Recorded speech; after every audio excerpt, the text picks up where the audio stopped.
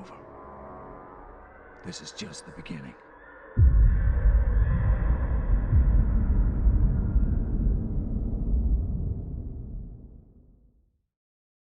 Verrückt is one of the darkest and scariest maps in Call of Duty Zombies.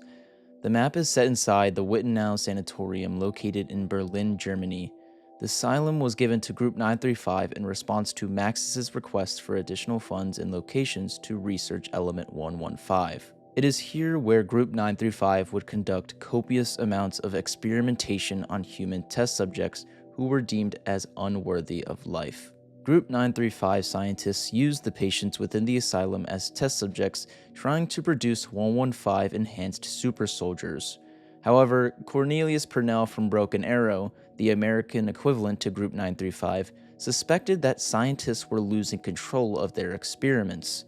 So he sent a Marine recon unit to extract an American spy, Peter McCain, from the facility. What Purnell didn't know was that McCain was outed as a spy and captured by Group 935.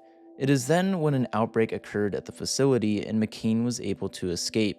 But when the extraction team arrived at the asylum to recover McCain, they found it was overrun by the undead. The 4 Marines were unable to find Peter McCain, so they fought for as long as they could to survive.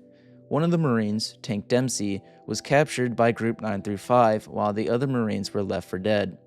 The final Marine left alive, John Banana, wrote messages and recorded his last words before being eaten alive. But the horror of Verrückt isn't just in its lore. As previously stated, Verrückt is set inside the Wittenau Sanatorium, which was a real-life sanatorium used during World War II. During the war, the asylum was taken over by the Nazi regime and used for horrific medical practices. In the sanatorium, the doctors carried out medical examinations and experiments with the patients. They would even sterilize, or put to sleep, some of the patients. Many of the people held there were considered unworthy of life, and the building became part of the wider network of institutional abuse carried out under the Nazis. It is clear that Verrückt uses the real-life history of the sanatorium to create a horrifying map.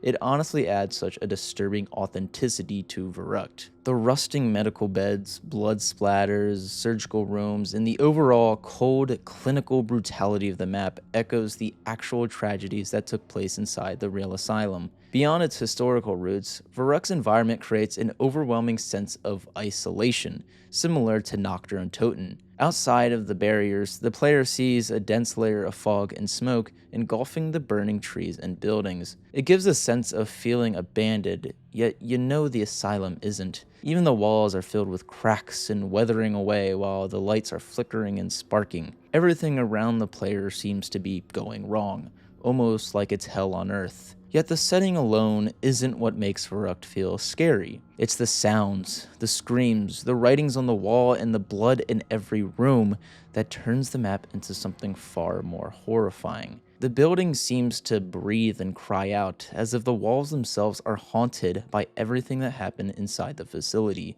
One of the most unsettling parts of Verrückt is its sound design. As players move through the asylum, they're constantly surrounded by screams echoing from nearby.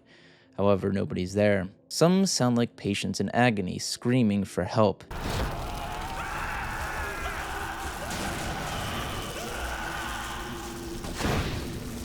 And there's even sounds of drills powering on.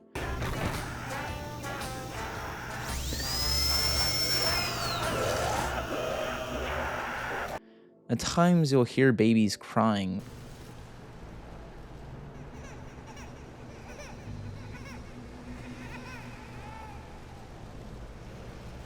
Or sudden circus music with no clear source. These sounds don't just fill the environment, they make the asylum feel aware of your presence. They create the unnerving sense that the ghosts of who used to live here are watching the player's every move. The horror continues with its visual brutality scattered throughout the map. There's blood splattered on the beds, pooled on the floors, and smeared across the walls, like the building itself is stained by the suffering of its patients. Chairs and beds are overturned, debris is everywhere, the place is on fire, and surgical rooms look like they were abandoned in the middle of a nightmare. The environment suggests panic, violence, and a desperate fight for survival that came long before the zombies ever appeared.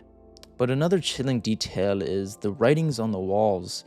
In some of the rooms, you'll find frantic messages written in blood, along with tally marks, drawings, and chaotic scribbles. Some phrases like "power will reunite you," "lightning banishes darkness," and "wish too often and your wishing well will run" are written around the map in chalk, hinting at the map's new features. These markings capture the mental collapse of the patients and victims who were trapped here. They read like the final thoughts of people who knew there was no escape. Together, the screams, the blood, and the desperate messages turn Verrückt into something more than just a map. They transform it into a psychological nightmare, an asylum that remembers everything done within its walls, and it forces the players to experience that horror firsthand. Experiencing the horror is one thing, but surviving it is quite the challenge. Verrückt was constructed to be a hard map. Treyarch was very aware of what they were doing, designing the map's narrow hallways and unique starting room. If you were to play with other people in Verrückt, the spawn actually split the group up, something that is very rarely seen in zombies today.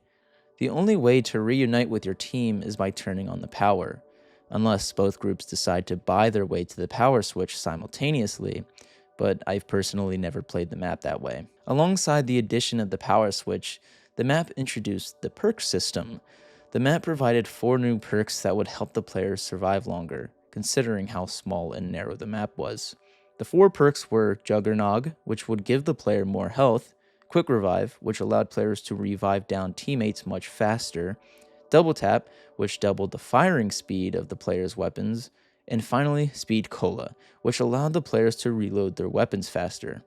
These 4 perks would tremendously help the players navigate and survive this nightmare of a map. It's also worth noting that the map introduced super sprinters, also known as the Verruckt sprinters. These zombies were absolutely deadly when coupled with the World at War zombies hit system, where they can essentially drag the player towards them. Additionally, the map introduced the movement of the mystery box. In Nocturne Toten, the mystery box was locked to one location in the map. Verrückt changed that system for a more challenging experience, and gave the mystery box 5 different locations it can spawn. If you were unlucky enough to get the teddy bear, you would have to find where the box moved to. Although the map may be simple and small, it's definitely a change that can make the map somewhat harder. The final addition that Verrückt added were the traps.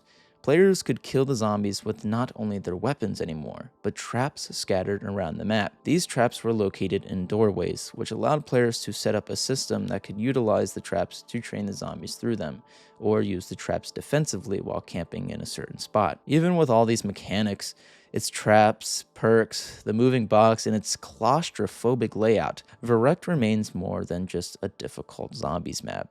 Every system and every design choice, it feeds into the same feeling that Nocturne Toten had, that you're trapped in a place that was never meant to be survived. And that brings us to what truly makes Verrückt unforgettable. Verrückt stands as one of the most disturbing and hardest maps in Call of Duty Zombies, and its lore essentially establishes the beginning of the zombie storyline. The setting also grounds the map in the real-world atrocities of the Wittenau Sanatorium, and surrounds the player with the physical remnants of cruelty, like with the rusted beds, the surgical equipment, the weathering walls, and an environment that feels abandoned by the living but still occupied by the spirits of the dead. Its horror elements push the experience even further.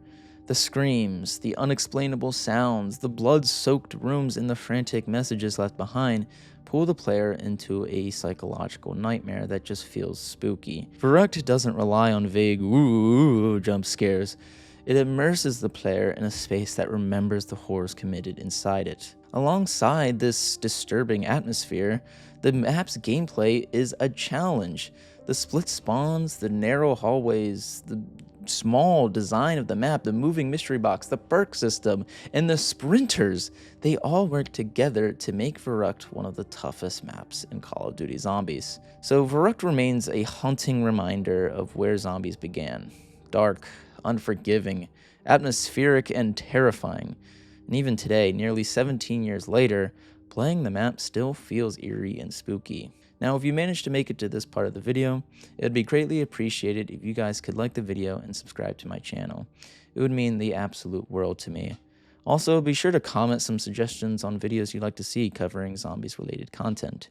I really like making these types of videos, even if I have such a small audience. Anyways, thank you for watching.